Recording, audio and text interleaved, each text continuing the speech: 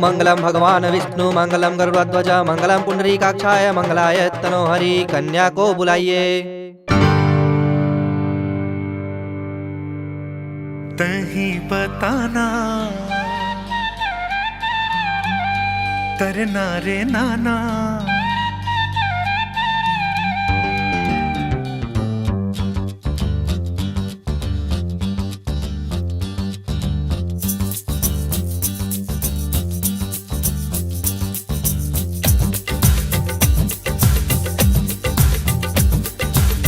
सोना रूप लाली लुगरा मोहनी तय डारे मोला, सोना रूप लाली लुगरा मोहनी तय डारे मोला।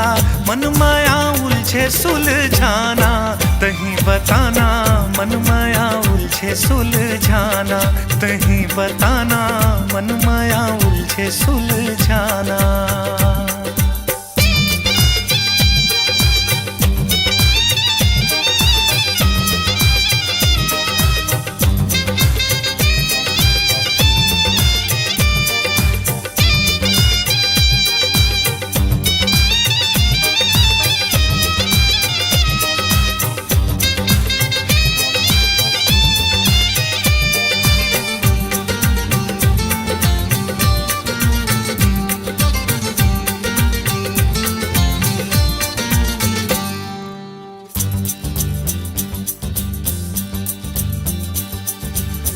जन्मों जन्म के जैसे चिन्हारी है, ऐसे तुर रचना के बलिहारी है।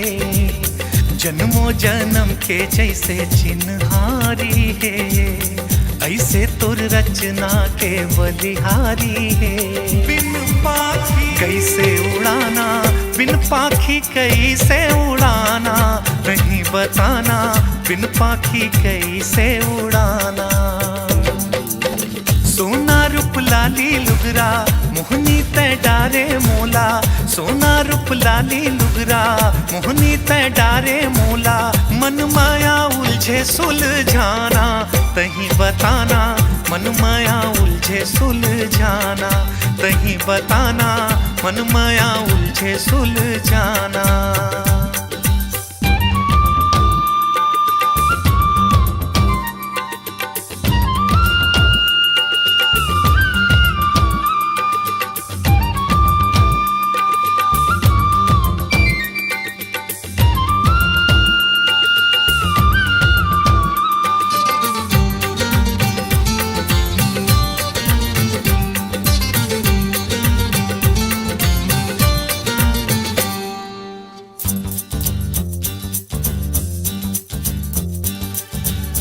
कांचा करौंदा मोला मोही डारे रे, मन के माला माँ मोला पोही डारे रे।